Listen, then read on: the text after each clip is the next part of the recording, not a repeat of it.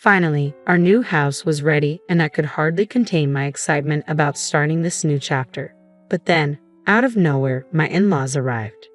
"We'll be moving in here," they declared. "Please ask your parents to vacate the premises." Stunned, I looked to my husband for support, but he just took a deep breath and said, "Do as they've asked. Please inform your parents gently." Without another word, my in-laws began unloading their belongings. As they eagerly explored their new home, I couldn't help but ask, "Do you even realize whose house this is?" "My name is Nina. I'm 35 and have been happily married to my husband Matt for 3 years. We don't have children yet, but our life together is full of love. Lately, I've been worried about my aging parents. Their mobility has been declining, and it's been on my mind. So, I proposed to Matt that we move in with them. He was completely on board, saying, 'Living with your parents is no problem. It'll allow us to take care of them, and you'll have peace of mind. It's a win-win situation.'" "Thank you, Matt," I said, overwhelmed with gratitude for having such a considerate husband. We began making plans to live together, but executing this idea right away proved challenging. My family home is quite far from the city, which complicates our work commute. Neither of us can drive, making it impractical to live there. Moving my parents to the city isn't feasible either. Our current rental is small, suitable for 2, but cramped for 4, and adding a child would only make it worse. It seemed like there were no easy solutions. Then it hit me, why don't we take a bold step and build a spacious new house? When I shared the idea with Matt, his face brightened. "That's a fantastic idea. A new spacious home would be perfect for all of us." With his enthusiasm, we began planning our new house. When I told my parents, they initially felt guilty about us building a home for them. However, after I explained our reasoning, they understood and were thrilled. Their happiness was a balm to my heart. Later, my husband and I went to a real estate agency to finalize the details. We explored locations close to hospitals for my parents' health and near train stations for easier commuting. We also carefully discussed the specifics of the house. Although I sought input from my parents, they seemed reluctant about moving in with us. Fortunately, my husband had many valuable suggestions, which made the planning process much smoother. Gradually, our vision for the dream home began to take shape, and the prospect was thrilling. After much discussion and research online, we finalized the plans for our new house and were ready to consult with builders. "We're nearly there with the preparations," I said. "Building a house has turned out to be more challenging than I expected." My husband commented, "Balancing this with work makes progress slow, doesn't it?" We invested a lot of time into our plans, but the results were immensely satisfying. The blueprint for the house, which we meticulously crafted, far exceeded our expectations. We consulted with various real estate agents and conducted thorough online research to reach this point. Now, all that's left is to eagerly await the completion of the house. It will take some time, but the excitement and anticipation are boundless. However, as the project progressed, my in-laws started reaching out more frequently. "Dear, we heard you're building a new house. Is that right?" "Yes, that's correct. We're aiming to finish it by the end of the year." "How wonderful. I'm so impressed with Matt's efforts. To keep us updated with all the details. We'll visit you soon." "Okay, sure," I replied. Surprised by my mother-in-law's enthusiasm, my husband and I decided to visit their house over the weekend. They welcomed us with warm smiles. Building a brand new home is such a joyous event. Just thinking about it is exciting, isn't it? My father-in-law said, almost as if he were reminiscing about his own experiences. "Yes, we're very excited. We're hoping the construction goes smoothly and finishes quickly so we can move into the new house as soon as possible." We all shared a laugh. It's definitely an exciting topic. By the way, would you like to see the blueprints? Following my mother-in-law's request, my husband pulled out his phone to show them the design he had photographed. "Oh, it's quite spacious," she observed. "And so many rooms." "Yes, well, we'll be living with my parents, so we needed the extra space," I explained. "Wait, you're all moving in together?" Both of my in-laws looked at my husband in disbelief. "So, you two are going to live with Nina's parents?" "Yes," my husband replied. "Since my parents are getting older, we suggested living together, which led us to decide to build a new house." "Really? I see. Moving in together." Their tone shifted noticeably, hinting at their discomfort. To shift the focus, I attempted to change the subject. "How have you both been? How's your health? We're doing well. No major changes, just the usual routine. But tell us more about the new house. Which room will your parents be using? Well, we're currently planning for this room, my husband explained, pointing to the blueprint. He seemed unaware of the subtle shift in mood, but I could see that their expressions grew tense when they learned my parents would be moving in. It might feel as if my parents were receiving special treatment. I felt a twinge of guilt but hoped they would understand our decision given my parents' situation. However, it was clear they were struggling to accept it. The construction of our home was progressing smoothly, and each visit revealed how close it was to completion. As my husband often said, I was caught between the eagerness to move in quickly and the desire for everything to be perfect. My parents visited midway through the construction and were thrilled with the progress, which made me feel grateful to be able to provide this for them. However, I was concerned that my husband had been visiting his parents almost every weekend lately. Are you planning to visit your parents again this weekend? Yeah, I am, he replied. You've been visiting them quite frequently since the start of the year, I noted. I want to show my appreciation to them as well. That's why I've been making an effort to visit them on my days off. I understand.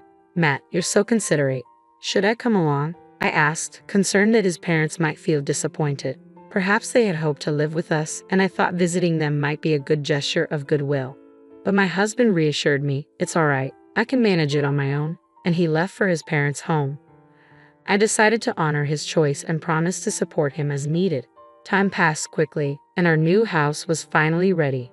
On moving day, we loaded the car with boxes and headed to our new home, brimming with excitement. When we arrived and saw the house, I was so overwhelmed that I couldn't help but exclaim, "Wow, our new home." It marked the start of a new chapter. I began envisioning our life there, cooking while watching my husband and our future child playing in the yard or enjoying a family barbecue.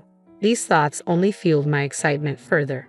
My parents, who were set to move in with us, called to let us know they'd be delayed due to traffic. They told us to go ahead and start settling in, but I said, "We'll wait for you," intending to share the same with my husband. To our surprise, my husband's parents showed up unexpectedly. I was stunned and stared at their car in disbelief. Why are they here? I wondered as they stepped out of the car, smiles wide, and walked towards us. Look at this magnificent house. It's impressive enough to show off to our friends, they said. Yes, it's the house that Matt and I carefully planned, I responded. Nina, you have excellent taste, my mother-in-law added. Well, I suppose I can give her credit for that, I said, thank you. To my surprise, they began unloading the considerable amount of luggage from their car. Startled, I quickly asked, Mother-in-law, father-in-law, why do you have so much stuff? What are you planning to do? Their reply was equally unexpected. What do you mean? We're moving our things into this house. What? You're planning to live here starting today? You'll need to ask your parents to leave, they said. What?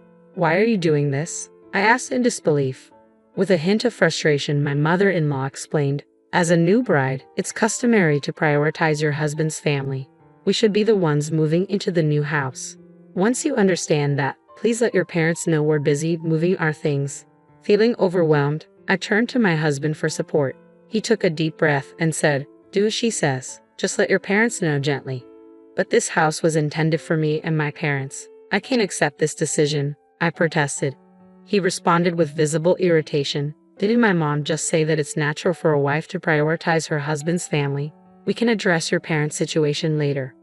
I was in disbelief. It was clear that my husband was either heavily influenced by his parents or had always shared their perspective, which was now more evident than ever. Come on, help with the moving, he said. With that, my in-laws began unloading their belongings, even though neither my parents nor I had entered the house yet. They proceeded without permission. Oh, how wonderful. The interior is just splendid, they exclaimed, eagerly exploring the house. I confronted them. Do you know whose house this is? What? They responded, momentarily taken aback. After a brief pause, they turned to face me. Whose house? Of course, it's Matt's house. Are you suggesting you have a claim to it? Since you and Matt are living here and he's put so much into building this house, you have no right to make any claims without letting me explain first. My in-laws seemed to have jumped to conclusions and were blaming me. It appeared my husband hadn't shared details about our finances with them. Why would your parents live in Matt's house in the first place? They questioned. Yes, it's strange. Poor Matt, having such a demanding wife and parents, they added. I was at my breaking point. Why was I being criticized for their misunderstandings? If you intend to live here, then Matt should compensate for the amount spent, I said. I've contributed to this house, I said. My in-laws stared at me in disbelief. How much are you claiming to have paid? It must be a small amount, maybe $800, they mocked. My husband, looking uncomfortable, said nothing. I turned to him, challenging, Are you being honest? How high and mighty do you think you are? He hesitated. What are you insinuating? My mother-in-law demanded, her tone authoritative. Seeing that my husband was unwilling to address the issue, I decided to clarify things myself. I pay for this house entirely with my savings. If you plan to live here, I expect repayment of $355,000 for the cost of the house. My in-laws were stunned, their mouths agape and eyes wide. They turned to my husband for confirmation. Matt, is this true? Did Nina really buy this house? They asked. My husband nodded slightly. Yes, Nina bought the house. She got a promotion quickly and now earns more than I do. But you've been working for a long time as well. And you graduated from a prestigious university. Shouldn't you be earning a decent salary too? Well, I made a significant mistake at work. I can't get promoted and even had a pay cut. Now I'm earning as much as a new employee, my husband admitted. When he revealed this, my in-laws were at a loss for words. We never imagined Matt would be in such a situation. After a moment of silence, their attitude shifted entirely. They began apologizing to me. Nina, we're truly sorry for our earlier comments. We misunderstood everything. Please forgive us and let us stay in this house. What? They continued to apologize profusely, and my husband bowed deeply. Please, it's my fault for not telling you sooner. Let us stay here with you. I was completely taken aback by their words and actions. No matter how much you plead, I can't accept this. I built this house to live with my parents. If that's not possible, there's no point in having this house. If you want to live here, you'll need to pay me $355,000. We don't have that kind of money, they replied. Then it seems you'll need to find somewhere else to go. Wait, we sold our previous home and moved out. If we're evicted from here, we have nowhere else to go. Nina, please let us stay. Your parents can live with us too. What are they thinking? Living under one roof with a couple and both sets of parents is unmanageable. I can't agree to that. If you sold your house, you must have some funds left. Why not use that to find a flat? Hearing this, tears welled up in my in-laws' eyes. The truth is, we lost a significant amount in a bad investment. The money from selling our house and our retirement savings went toward paying off that debt. We have nothing left. I'm retired, and my wife has been a housewife for years, so she can't work at this age. You're our only hope. Despite the heartfelt plea, the situation was a result of their own financial mistakes. If you need help, shouldn't you be asking your son for support? I'm not in a position to support strangers, I replied. Why not? Aren't we family too? They asked. That's too much to ask. Can't you at least help us a little? They pleaded. It's impossible. I can't even fathom living with someone whose family is trying to take over our home. Matt, let's get a divorce. What? Wait a minute. I can't even think about a divorce. I'm sorry, but I can't forgive this. Please leave right now. When I mentioned divorce, my husband panicked. My in-laws continued to plead, but I had already lost any willingness to forgive them. If you plan to stay here, I'll call the police, I warned, causing my in-laws to flee in fear. My husband, dismayed, protested, I'm still your husband. I should have the right to stay here. If you insist, I'll take legal action, I replied. His demeanor changed instantly. Understanding that a lawsuit could cost him his job, he quickly gathered his belongings and left. Shortly after he departed, my parents arrived. They were confused by his absence but were shocked when I explained the situation. They thanked me, saying, "Thank you for standing up for us." I wish my husband had been more understanding, but I'm relieved to have distanced myself from such a selfish in-law family before our child was born. The divorce process proceeded smoothly, and I became single again. Now, I enjoy peaceful days in our newly built house with my parents.